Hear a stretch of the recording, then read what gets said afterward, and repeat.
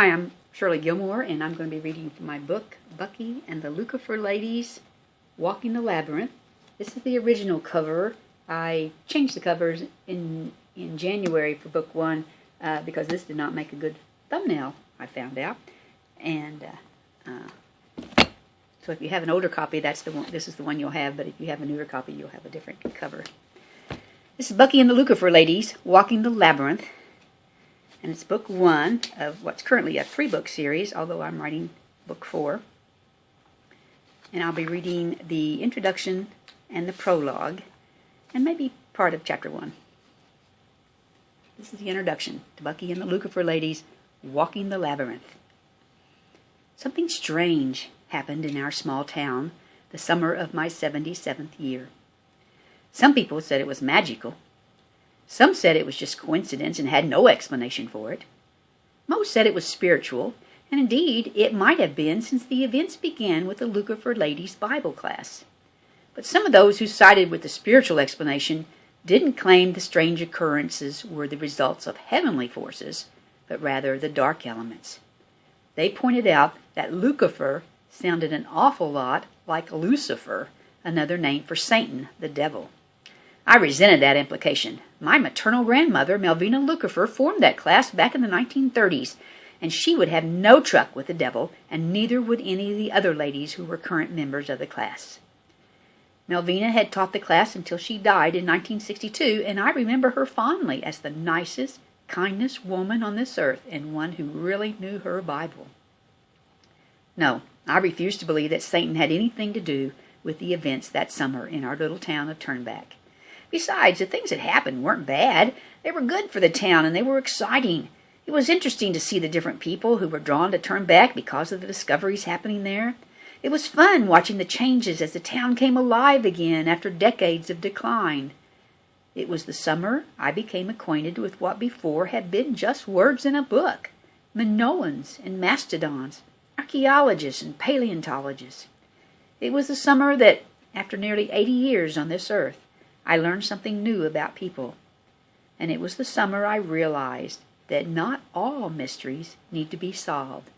Some merely beg to be appreciated. It all began with the Lukefahr Ladies' Bible class, or more precisely, a little girl who had joined our old ladies' circle. 10-year-old Bucky Carter arrived in town in the spring, and I think she brought the magic with her. Or perhaps the magic was here all along, and she merely showed us how to use it. Parts of Bucky's story might be difficult to read. How a child could endure such terrible pain as was her lot in life, and yet maintain such a sweet disposition and such a positive outlook, was almost beyond comprehension were it not for the fact that Bucky's story is my own story, and a story shared by several of us in our little town. We never spoke of it, having been warned by our parents, as they were warned by their parents before them, that it was a family secret.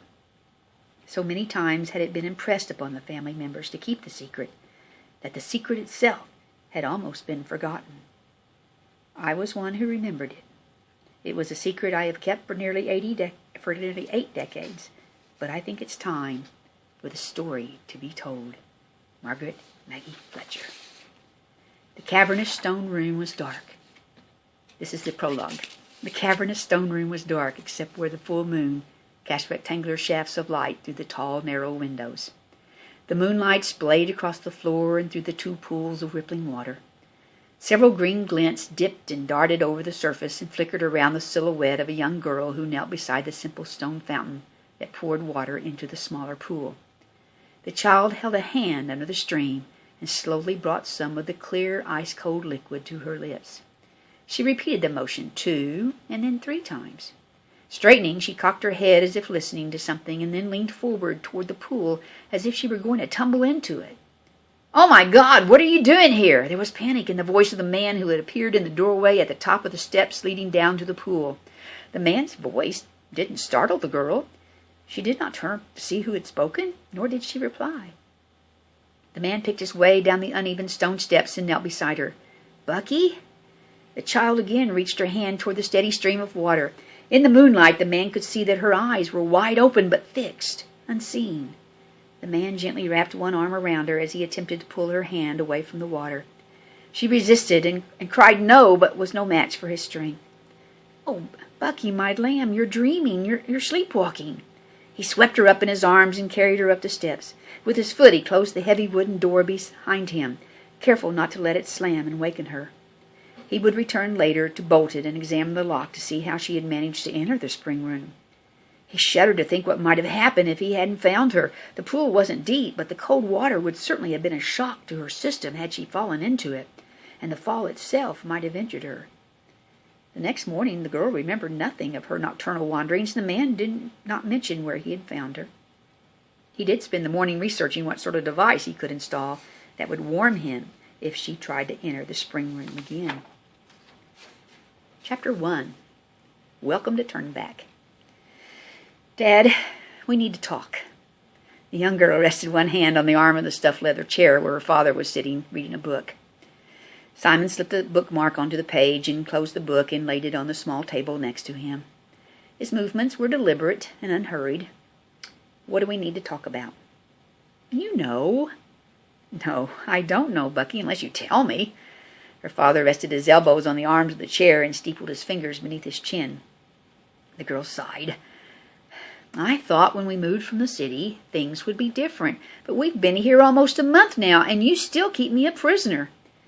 The hands came away from his chin, and a pained expression washed over his face. "How can you say that? You're not a prisoner." "What would you call it? I can't even go outside without you. I haven't even been beyond the garden wall. We have all this land and woods and the river, and you won't even let me explore it. You keep me shut up inside here all day long." "There are 29 rooms here for you to explore. I think that should be enough to keep you occupied." Simon Carter and his daughter had moved to the little town of Turnback to take up residence in the Mansion Mineral Springs Resort that had sat vacant for almost 50 years. Simon had spent the past year and a small fortune renovating the sprawling 2-story stone structure that had once been a luxurious spa in the hamlet of Turnback in southeastern Missouri. At the beginning of the 20th century, the town had boasted 7 health resorts, all claiming curative powers from the mineral springs that bubbled up in the area. But the days were long past when people flocked to the town to bathe in and drink the healing waters. One by one, the spas had closed their doors, and the town of Turnback, which had depended on the revenue from those health seekers, began to wither and dry up, as had some of the springs. "It's not the point," said Bucky. "I want to go out there." She gestured dramatically toward the bay window that divided the library into 2 equal halves. "You have an enormous playroom stocked with everything you could possibly desire," countered her father. Maybe when you're older, out there will still be there then." "You've built me a pleasure palace, Dad. It didn't work for Siddhartha, and it won't work for me." Simon Carter leaned back in his chair and studied his daughter for a moment. Her serious countenance made her look older than her 10 years. She stared at him with those feral, steel-gray eyes that would have been at home on a cat or a dog, but out of place on a little girl. They always seemed to penetrate him to his soul. Her dark brown hair fell loosely around her narrow shoulders. "Are you comparing yourself to the Buddha?" "Not at all, but you must admit our circumstances are similar. You give me everything, hoping it will keep me happy and safe." "I might be safe inside here, but I'm not happy. Maybe when I was little it was enough, but I'm growing up." "Oh, Bucky." Simon grasped her thin arms in his hands. "Can't you stay little for a while longer?" "I want friends. I've never had a friend, just imaginary ones. I want a real one." "You're not ready, Bucky." "I know." Simon hesitated. "I know you want to be like other children, like the ones you see on television or read about in your books, but you're not. You can't control it. What would happen if you had a friend and something occurred one day and you had one of your episodes?" "I told you, Dad, I'm growing up. I can control it. Besides, if she were my best friend, she would understand." "No, she wouldn't. You have to trust me on this. I know people. I know how they would react." Bucky drew her lips together in a thin line.